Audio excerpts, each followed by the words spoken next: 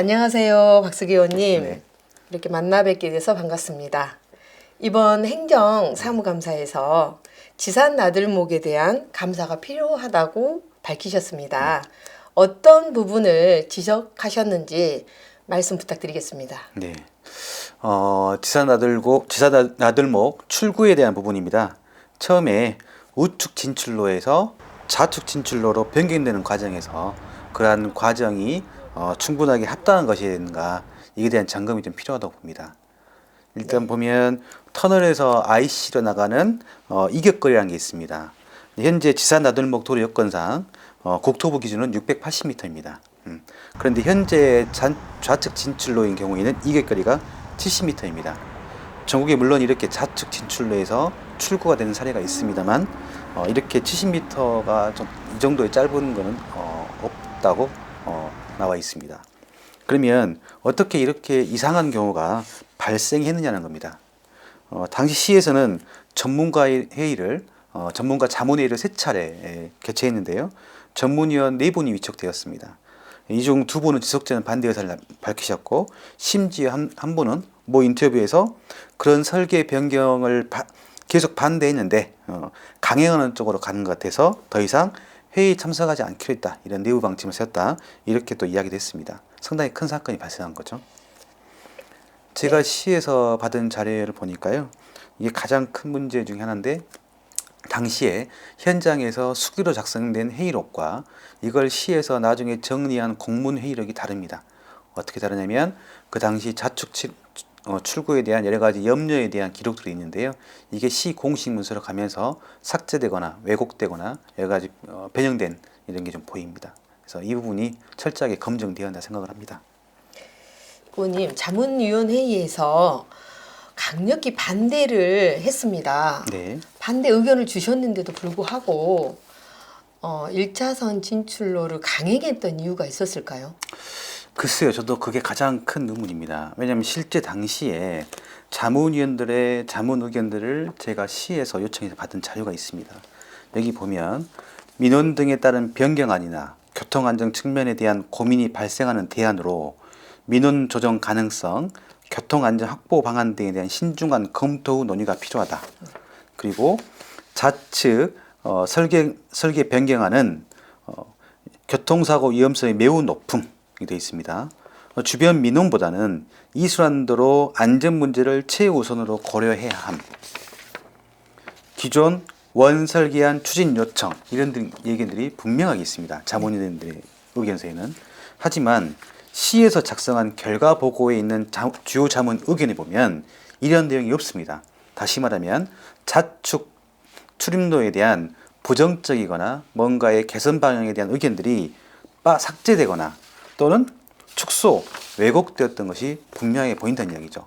이게 저는 이 좌측 출입로로 변경하는 과정에서 살펴봐야 될 가장 중요한 핵심이라고 생각합니다. 네, 지산 나들목이 지난 2021년 11월에 완공이 됐어요. 그런데 위험성으로 개통이 보류가 됐습니다. 어떤 위험성이 있을까요? 네, 저희가 올해 이제 그 의회에 들어와서 현장 방문을 한번 갔습니다. 의원님들과 함께. 그래서 시의회에서 같이 버스를 타고 갔는데요. 실제 여기 터널을 지나서 출구로 빠져나가는 보니까 너무 생각보다 짧고 위험하다는 생각이 들었습니다. 실제 현장에 갔을 때.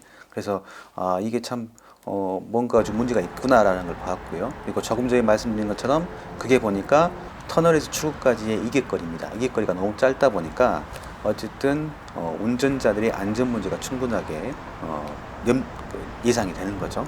특히 그래서 거기는 순환도로 구간이기 때문에 차들의 속도가 빠르지 않습니까? 그런 구간에서 차들이 보통 제 속도를 이겨내지 못하고 사고가 난다면 상당히 큰 사고로 이어질 거라고 생각을 하고 있습니다.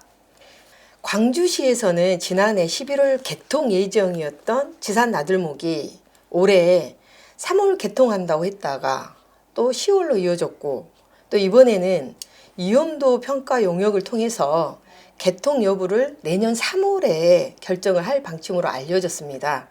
왜 이렇게 일정이 계속 변경될까요? 네, 일단 지산 IC 출구와 관련돼서는 가장 큰 걱정은 안정에 대한 부분이잖아요. 물론 그때 당시에 어떤 안정에 대한 영역을 가지고 회사에서 추진했던 공사 회사에서 설계 변경 영역을 했겠지만 실제 공사가 다 끝나고 나서 그걸 바라보는 여러 가지 염려 시선이 존재한다는 겁니다. 근데 그 부분에 대해서 CS 도 확신을 가지지 못하지 않았을까 생각이 듭니다. 그래서 만약의 경우를 대비해서 이것을 다시 한번 봐야 된다는 게 있는 거고요. 그리고 예산 자체가 77억이라는 크나큰 예산이 들어간 사업이기 때문에 신중하게 결정하지 않을 수 없을 것이다 라고 생각합니다. 네. 내년 3월에 개통이냐 폐쇄냐 결정이 발표가 되겠지만 만약에 폐쇄 결정이 내려진다면 77억이라는 혈세가 낭비가 됩니다. 광주시에 분명한 책임을 물어야 할 텐데 광주시 의회에서 어떻게 할 예정인지 좀 궁금합니다. 네. 폐쇄 결정이 된다면 단순하게 공사 비용 77억을 넘어서서요. 매몰 비용까지 하고 또 다른 또 설계를 해야 되기 때문에 100억 또 그 이상의 돈이 또 들어갈지도 모르는 거거든요. 그래서 어마어마한 시민의 혈세가 낭비되는 겁니다. 그래서 이 결과에 따라서 의회 차원에서 특별조사위원회를 구성하거나 시에 특별감사를 요청할 생각입니다. 필요하다면 당시의 책임자에게 구상 청구권도 요청을 해야 될 것이고요. 행정과정에 대한 조사나 감사가 이루어져야 한다고 보는 건데 이런 행위 절차가 너무나 무책임하게 있던 결과들에 대해서 행정이 진행된 부분을 반드시 짚고 넘어야 생각입니다. 네. 끝으로 광주 시민에게 한 말씀 부탁드립니다. 네, 시민들께서 많은 관심을 가져주신 사항이라 일단은 그런 의혹들을 반드시 해결할 수 있도록 끝까지 함께 파헤쳐 볼 거고요. 또 그 외에 시민들이 관심 있는 모든 부분에 대해서 또 더 고민하고 살펴보고 현장에서 주민들과 함께 하겠습니다. 네. 행정감사 일정으로 바쁘실 텐데 이렇게 시간을 내주셔서 고맙습니다. 오늘 말씀 감사합니다. 네, 고맙습니다.